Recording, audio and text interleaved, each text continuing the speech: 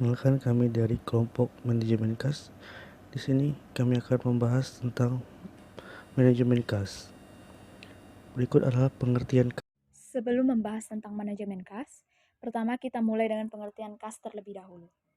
Kas dapat diartikan sebagai nilai uang kontan yang ada dalam perusahaan beserta pos-pos lain yang dalam waktu dekat dapat diuangkan sebagai alat pembayaran kebutuhan finansial, yang mempunyai sifat paling tinggi likuiditasnya.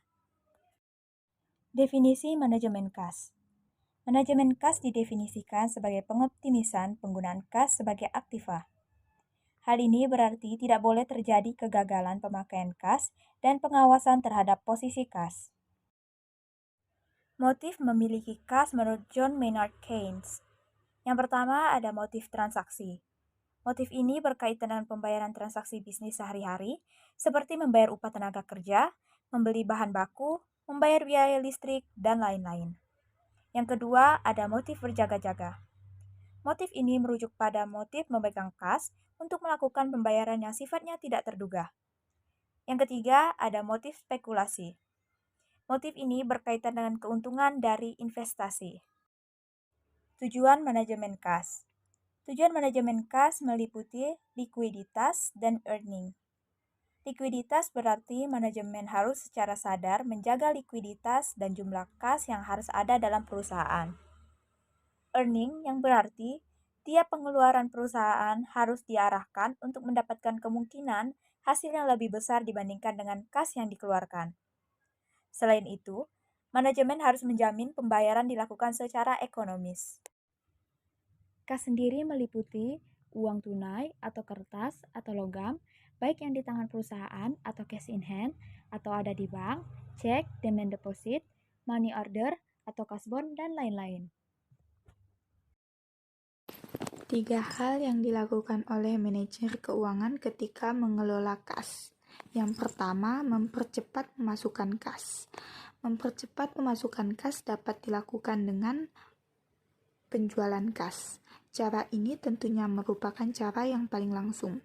Dengan penjualan kas tanpa piutang, manajer keuangan akan memperoleh kas. Potongan kas atau cash discount. Potongan kas ditunjukkan untuk mempercepat pembayaran piutang oleh pembeli atau pelanggan perusahaan.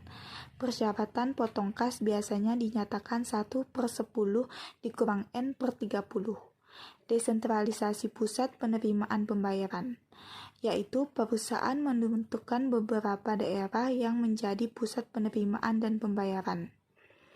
Yang kedua, memperlambat pengeluaran kas dapat dilakukan dengan pembelian dengan kredit, menggunakan draft atau kasbon, cek dibayar pada hari tertentu.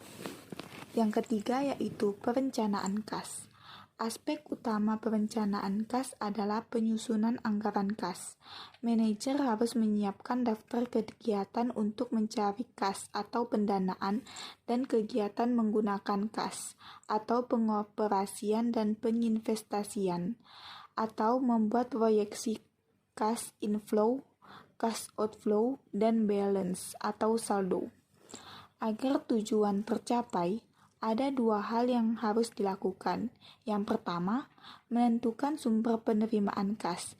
Misalnya, kas dari operasi rutin, kas dari pelunasan hutang jangka panjang, investasi pemilik, penjualan aktiva tetap, pengeluaran obligasi, dan lain-lain. Yang kedua, menentukan rencana penggunaan kas. Misalnya, pembayaran dividen, pembayaran utang jangka panjang, pembelian aktiva tetap, pembayaran gaji karyawan, dan lain-lain. Berdasarkan 2 hal tersebut, maka manajemen dapat mengetahui seberapa besar kas yang dibutuhkan atau seberapa besar kas yang menganggur. Kemudian dapat ditentukan langkah selanjutnya terhadap kas yang berlebihan atau menganggur. Sumber kas. Sumber penerimaan kas perusahaan pada umumnya dapat berasal dari hasil penjualan tunai dan penerimaan piutang, penjualan aktiva tetap, penjualan atau emisi saham atau adanya penambahan modal oleh pemilik, pengeluaran tanda bukti hutang atau wesel, hutang obligasi, hutang bank, dan lain-lain, penerimaan di luar usaha perusahaan atau bunga, adanya penerimaan kas dari sewa, bunga atau dividen, hadiah, atau restitusi pajak dari periode sebelumnya. Penggunaan kas. Sumber pengeluaran kas pada umumnya disebabkan oleh pengeluaran untuk biaya produksi atau biaya bahan baku, biaya tenaga kerja, biaya overhead pabrik, pembelian saham atau obligasi sebagai investasi jangka pendek atau jangka panjang, pembelian aset tetap, pembelian kembali saham yang beredar, pengembalian kas dari perusahaan oleh pemilik, pembayaran utang jangka pendek atau panjang, pembayaran sewa, bunga dan pajak, pembelian barang dagang secara tunai, pembayaran biaya operasi perusahaan seperti pembayaran gaji, pembelian supplies kantor, biaya iklan, dan lain-lain. Pengeluaran kas untuk membayar dividen. Faktor yang mempengaruhi besar kecilnya persediaan kas. Yang pertama, perimbangan antara cash inflow dan cash outflow. Yang kedua, penyimpangan terhadap aliran kas yang diperkirakan. Ketiga, adanya hubungan finansial yang baik dengan bank-bank. Dan keempat, penganggaran kas. Safety level of cash balance atau tingkat aman dari saldo kas merupakan saldo kas minimum yang perlu dimiliki oleh perusahaan untuk melindungi perusahaan dari risiko kesalahan-kesalahan saldo kas. Safety level of cash balance sebaiknya ditetapkan untuk periode normal dan periode puncak. Periode puncak adalah periode yang dimana kebutuhan akan kas memuncak. Rumusnya yaitu jumlah hari yang diinginkan X rata-rata harian pengeluaran kas. Contoh 1. Perusahaan armada menetapkan bahwa safety level of cash balance harus cukup untuk menutup pengeluaran selama 7 hari. Pengeluaran kas rata-rata sehari berjumlah Rp600.000. Jadi, safety level of cash balance sama dengan 7 hari dikali 600.000 sama dengan 4.200.000.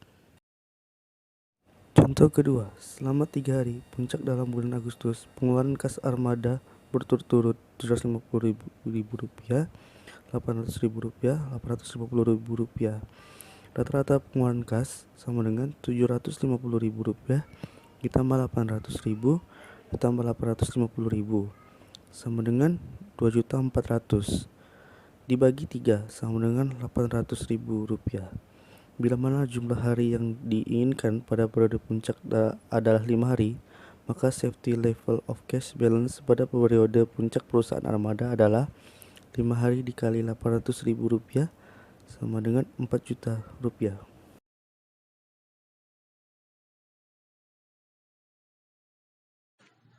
Menentukan saldo kas optimal atau model Baumol. Total biaya transaksi yang akan diminimalkan untuk memperoleh saldo kas optimal terdiri dari 2, yaitu pertama, biaya simpan, yang merupakan biaya kesempatan yang muncul karena perusahaan memegang kas, bukannya memegang surat berharga. Dengan kata lain, biaya kesempatan adalah pendapatan bunga yang tidak bisa diperoleh karena perusahaan memegang kas. Kedua, biaya transaksi. Biaya transaksi dihitung dari biaya yang harus dikeluarkan ketika manajer keuangan menjual surat berharga. Dengan kata lain, biaya transaksi merupakan biaya yang dikeluarkan untuk memperoleh saldo kas tersebut.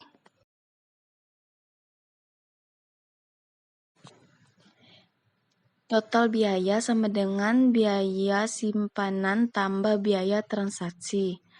TC sama dengan buka kurung C/2 tutup kurung 1 tambah buka kurung T/C tutup kurung B. C sama dengan buka kurung 2 kali B kali T tutup kurung bagi I tutup kurung 1/2.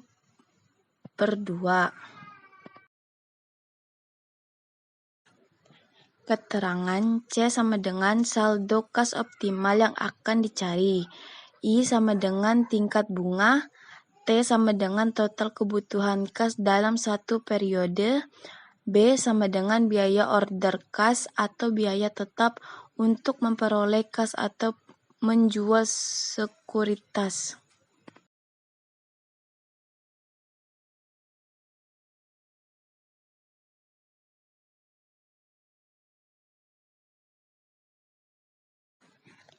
Contoh, kebutuhan kas perusahaan selama 1 bulan 20 juta.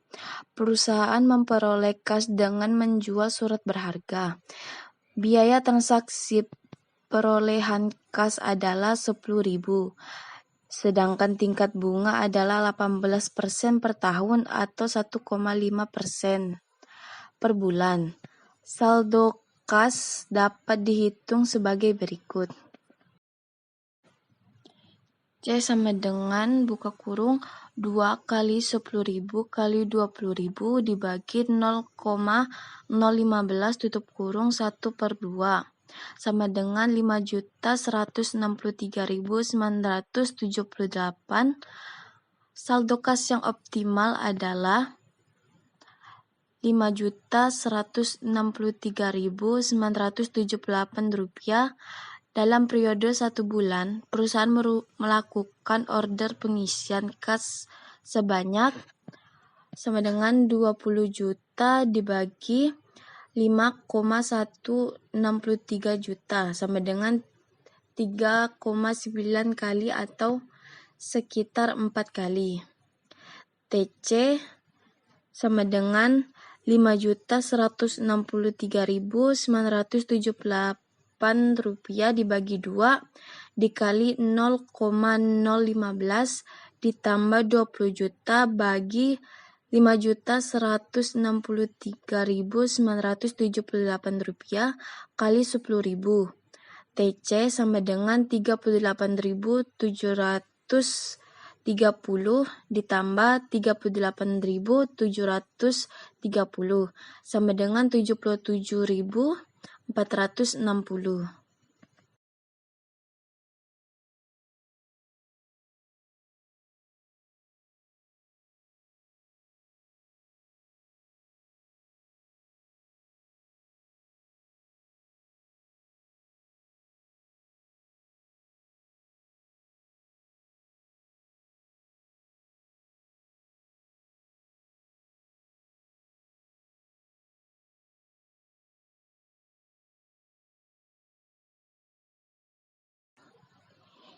Model rando aliran kas model Miller-Orr.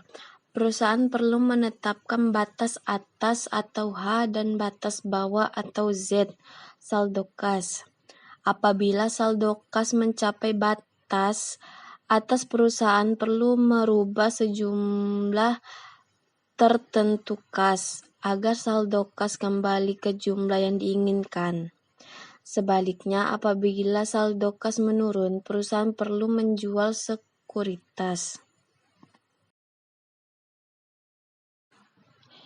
Perbaikan model Baumol 1966.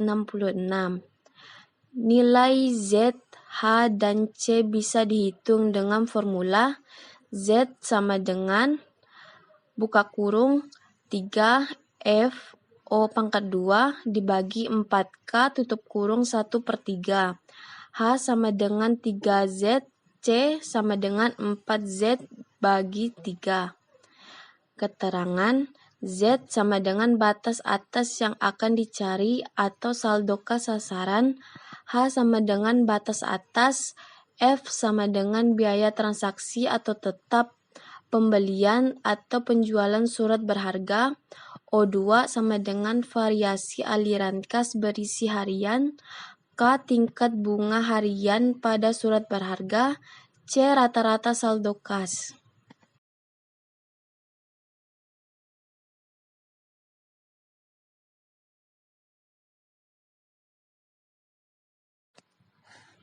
K sama dengan 0,1 dibagi 365 sama dengan 0,000274. variasi aliran kas bersih harian O2 sama dengan 2000/2 sama dengan 4 juta. Batas bawah atau Z dan batas atas atau H dihitung sebagai berikut. Z sama dengan buka kurung 3 kali 100.000 dikali 4 juta dibagi buka kurung 4 kali 0,00027 tutup kurung 1/3 sama dengan 103.068. H sama dengan 103.068.000 kali 3 sama dengan 309.204.000. Rata-rata saldo kas adalah C sama dengan buka kurung 4 kali 103.068.000 tutup kurung bagi 3 sama dengan 137.428.000.